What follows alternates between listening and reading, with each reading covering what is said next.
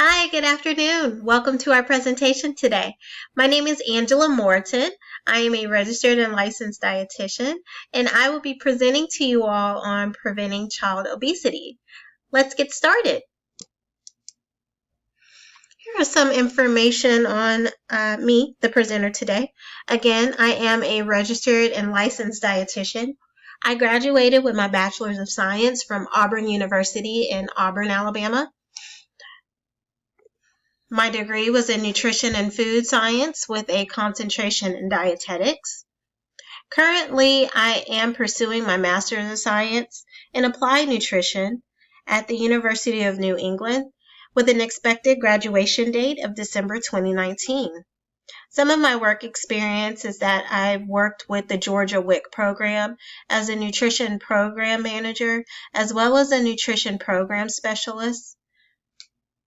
I also currently work as a clinical dietitian with the Emory Healthcare System here in Atlanta, Georgia.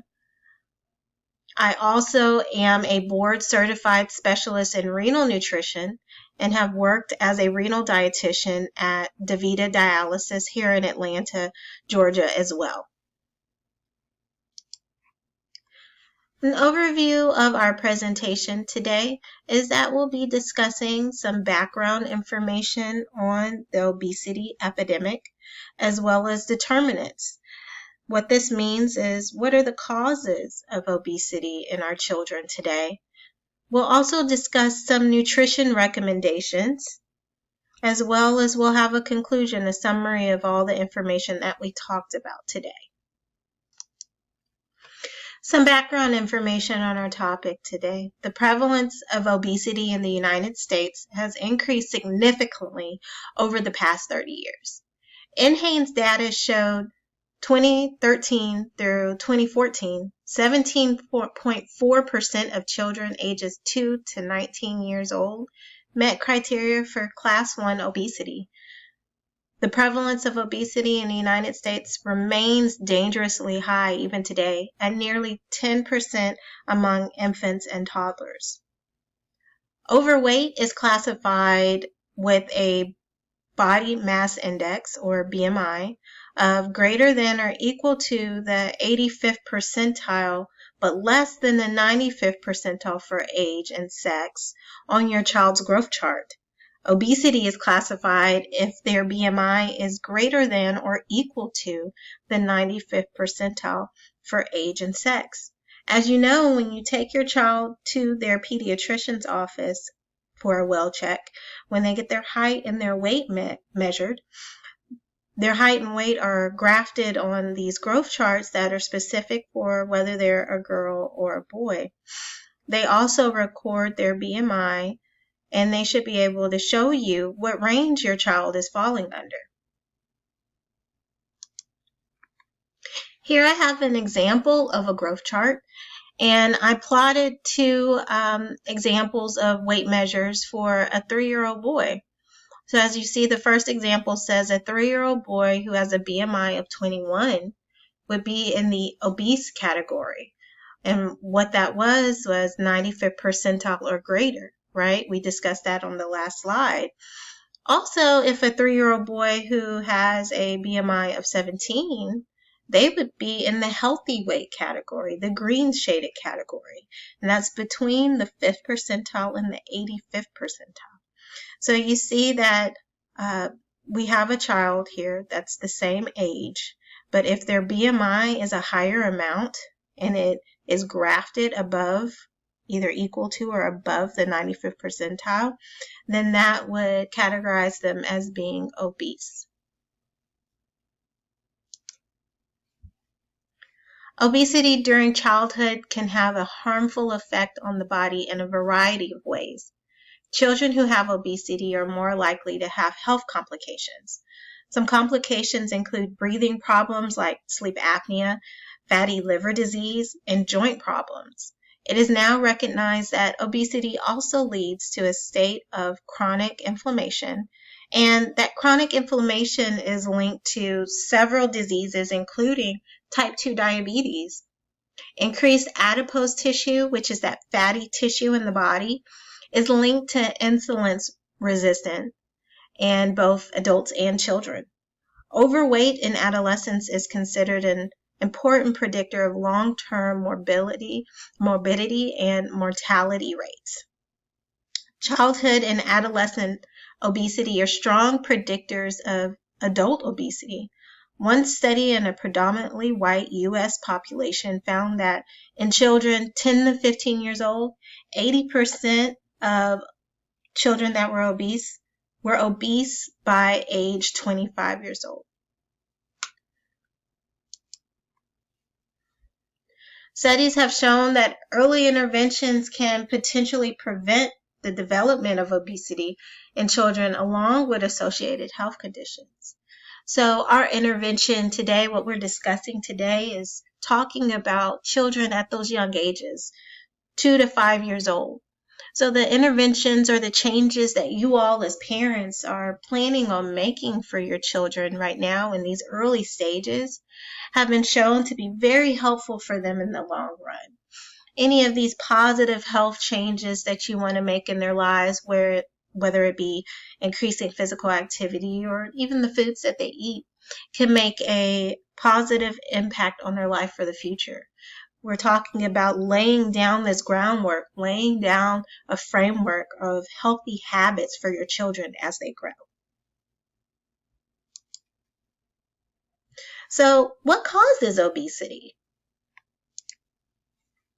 Here I have an example of the socio-ecological model that talks about some of the factors that could potentially be causing obesity in children today. At the very center, the very small circle in the middle where it says child and it has weight, that's the child. That's their weight. The factors outside the next circle says child factors. What impacts that child and their weight? Nutritional patterns. What are they eating? Are they eating healthy foods? Are they eating unhealthy foods? Are they sedentary? Do they play? Are they active? The physical activity. The next factors that could potentially be contributing are family factors.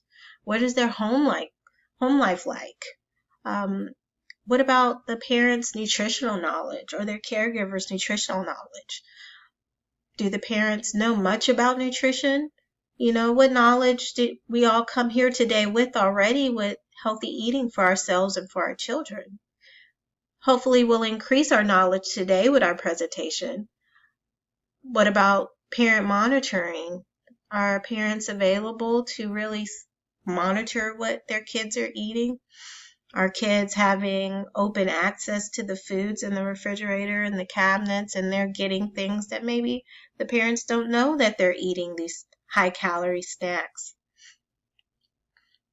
Home nutritional environment. What kind of foods are in the household? What kind of snacks are available? Is it fruits and vegetables? Or is it more so the packaged convenient foods that are available for the kids? The next factor set, the very outer circle on the graph, it shows what's the socioeconomic status. Maybe the household, maybe there's not enough money to buy those fresh groceries, those fresh fruits and vegetables. Neighborhood safety, is there sidewalks available? Are there sidewalks available for the kids to walk safely to a park? It says access to recreation facilities. Is there a playground nearby where the children can go play and get their activity levels up? Work demands. Maybe parents are working very hard and long hours and they're not available to cook meals at night. And maybe fast food meals are more readily available for the families. Or even, do the kids have sports after school? And there's not enough time to go home and cook those meals. There's so many different factors, different reasons that could potentially be contributing to our child's weight status at the very center of this ecological model. It just lets you know that there's not just one reason. There's so many different reasons. And let's talk about some of them even more specifically in the next few slides. So one fast food meal, just to give you an example, including a double cheeseburger, French fries, soda, and maybe a dessert contains a total of about 2,200 calories. And that's in just one meal, just to put all of this into perspective for us. So are the kids choosing these meals for dinner? What if they eat these type of fast food meals for breakfast and lunch as well? That's, a high amount of calories, way more calories than your child really needs to be taken in for the total of the day. So they're eating too many calories in these energy dense foods. And just even on top of that, it's not a variety of fruits and vegetables. They might not be getting all the vitamins and minerals that their little bodies need to grow. So nutritional behaviors, unhealthy food choices for kids could possibly play a big factor in their weight status. Physical activity. The amount of time spent in sedentary activity has been independently associated with increased obesity. The kids are not as active as they used to be. There's a lot of technology advances in the world now. They have gaming systems, they have TVs available readily with Hulu and Netflix. Very easy to sit down and just let seasons play of a certain show that you might love on Netflix. And once you watch a few seasons, wow, look at the time that passed, that maybe we could have been up and doing more physical activity together as a family. So the kids aren't as active as they used to be. They might be more inclined to be playing with these gaming systems or more on social media on our smartphones and tablets and things like that. So definitely physical activity is a major role in our weight status for our children. Sleep deprivation can lead to increased hunger for high energy dense foods, those foods that we just talked about on the last slide. Insufficient sleep has also been related to decreased levels of physical activity in children. For example, having a television, computer, or those other technologies that we've been talking about available in the bedroom has been linked to shorter sleep in youth. They're up and playing on these tablets and playing on social media instead of getting the rest that they need. Our community, we talked about it briefly with the social ecological model. What access do we have to these healthy food resources? Is there a grocery store available in the neighborhood or close by? Do we have access to walk to a park or a playground that's nearby for kids to be physically active and get that exercise that they need? So taking this all in, how can you help prevent obesity for your children? What kind of changes can you make? Or positive, healthy choices can you make for your child? So first thing, before we get into it, despite the progress over the past 20 years, there is not a clear solution or a one-size-fits-all approach. Not for everybody. It's just dependent on your lifestyle, your family, household, what you have available. When we get to talking about these different recommendations, you'll know what you have available as food and snacks at home already. You'll know what kind of improvements you can make. Maybe you all are pretty active, and the main thing to work on is the food choices in the household. It's different for everybody. So let's go talk about more about specifics about different recommendations that maybe we can all work towards having specific goals for ourselves. Studies have shown that early interventions can potentially prevent the development of obesity in school-age children, along with associated health conditions that we've talked about already. Obesity prevention may be most effective during the early years of life. Intervening during childhood is important due to the persistence of obesity in adulthood with associated increase of morbidity and mortality rates. We've already talked about this briefly, that children who are obese are more likely to have obesity into their adulthood. Parents can help their children develop and maintain healthy eating and physical activity habits which can ultimately help prevent childhood overweight and obesity.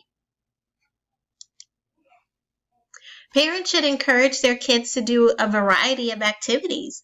Aerobic exercise can be fun for both adults and kids to do together. Aerobic activities can include playing basketball, bicycling, playing soccer, swimming, even dancing, having dance parties together, walking, jogging, running. Toddlers and preschool children should play actively several times a day. Toddlers should get at least 60 minutes active play every day, and preschoolers should have at least 120 minutes active play every day throughout the day. Sleep. We talked about sleep deprivation being a determinant of childhood obesity. You can start a routine with your children when it comes to bedtime. Every night, start your bedtime routine. An example could be you start off with a warm bath, putting on pajamas, reading a book or singing a song together, and then going to bed around the same time every night. Allow enough time for your child to get at least 8 hours of sleep each night.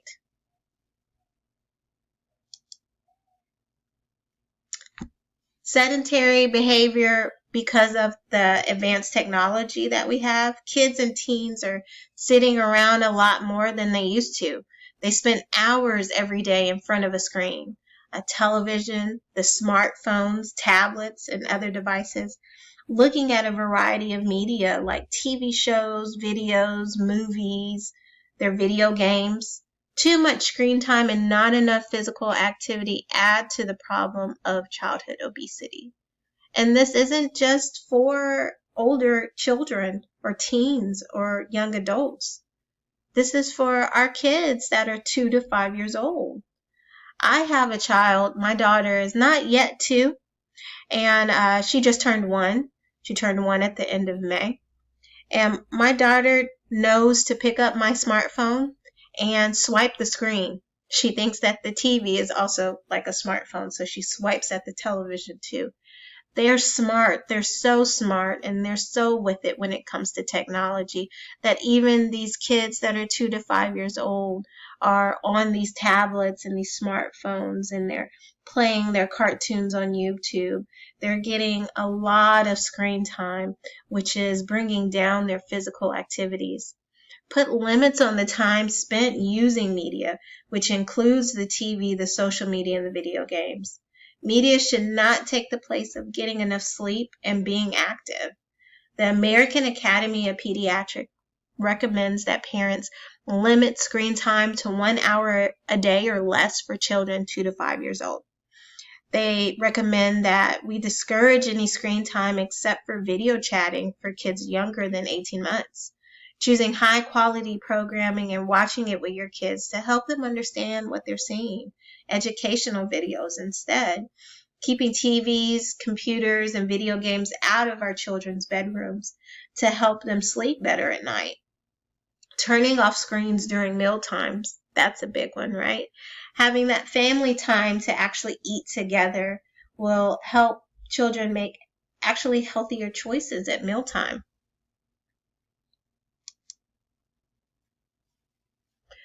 So Choose My Plate is something that I definitely wanted to discuss with you all today.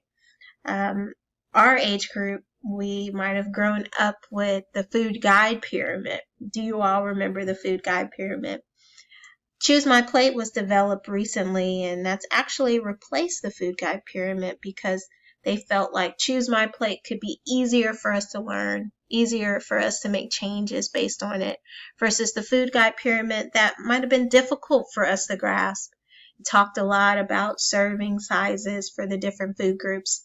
So Choose My Plate is something that talks about offering a variety of healthy foods, choosing foods from each food group, and mostly making that plate half fruits and half vegetables, being mindful of the sweet drinks and other foods that have a lot of sugar added, offering water instead of those sugary drinks, focusing on mealtime with each other.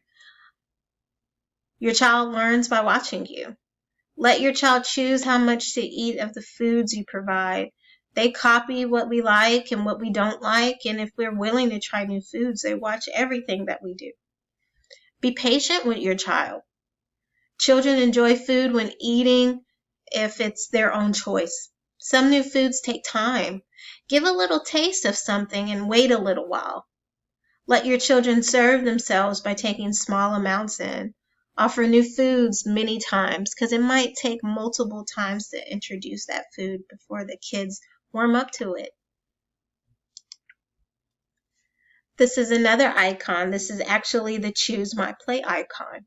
It talks about, like I said, making half of their plate fruits and vegetables.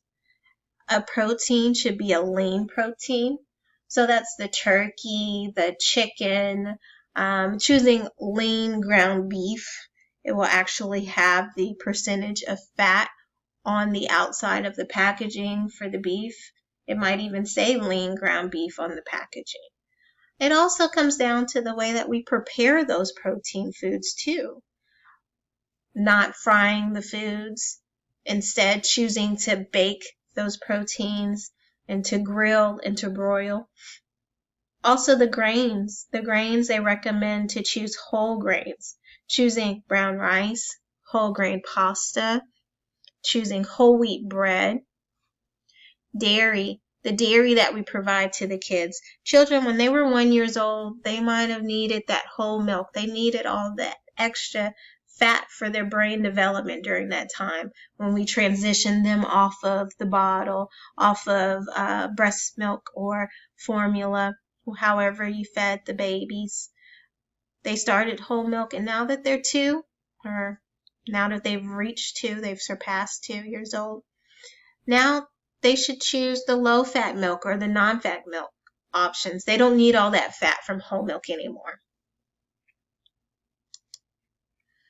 I wanted to show you all some examples of what actually Choose My Plate looks like. That cartoon, it gives a great basis. We can look at that, but what does our plate actually look like when we put the food on the plate? Oh, these sectional plates are great, especially for kids. You can have, like you see, half the plate fruits and vegetables. They have some strawberries here, some blueberries, some broccoli. And then that lean meat that they have chicken down there, sliced up, easy to grab for the kids. And the grains, looks like that's brown rice up there, so whole grains. They don't have the milk shown here or water, which either one of those would be preferred. But like we did talk about, if you're going to choose a milk or a dairy, choosing the low-fat or non-fat options. Here's another plate that gives a great example as well. It gives us just something different to work with, another idea of how can we change our kids' plates to follow the Choose My Plate recommendations. It has orange slices, some peas here to make half the plate fruits and vegetables. The roll looks like it's a whole wheat roll, and chicken with a little bit of barbecue sauce, but that's a lean meat, and it looks like it was either baked or it was grilled versus being some type of fried chicken. So these are just some examples that we can work with.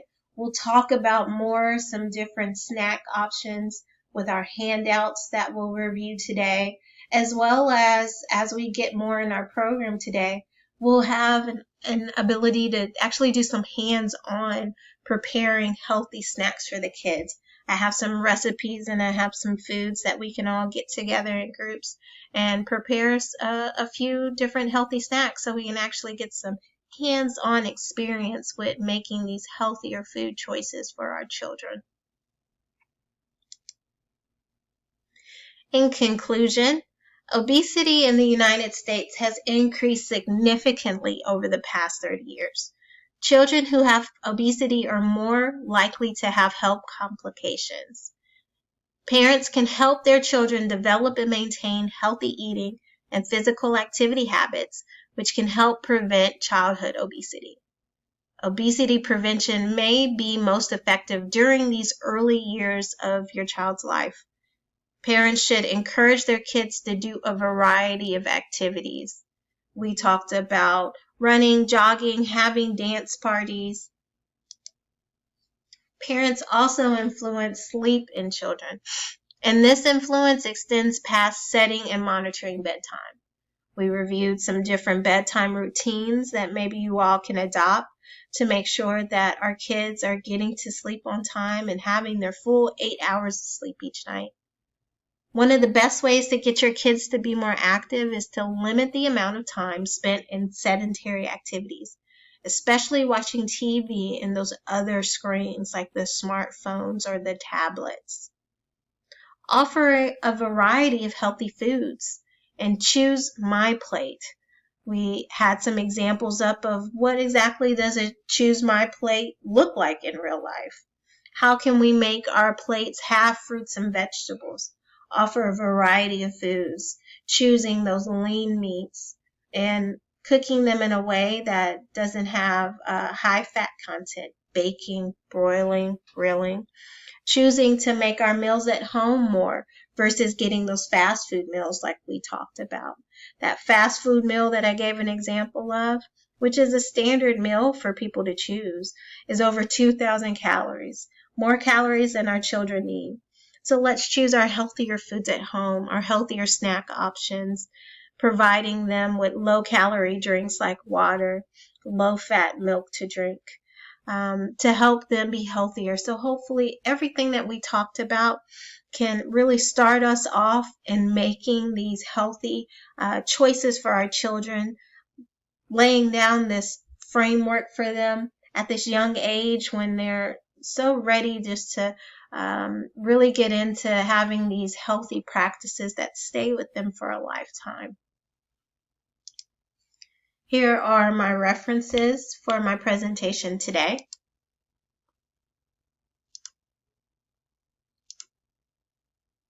I would love to take time to take you all's questions if anyone has any questions for me today. Here is my contact information. Again, my name is Angela Morton. My email is listed here. So any of those questions that I was not able to answer today, and again, we still have time throughout our seminar today. So if anything comes to mind, we'll have opportunity for you all to ask some more questions throughout the day. But if there's anything that you think of before we leave that maybe I didn't answer, here's my contact information. Thank you for your time and participation and your attention today. It's been a pleasure, you all. Have a good afternoon.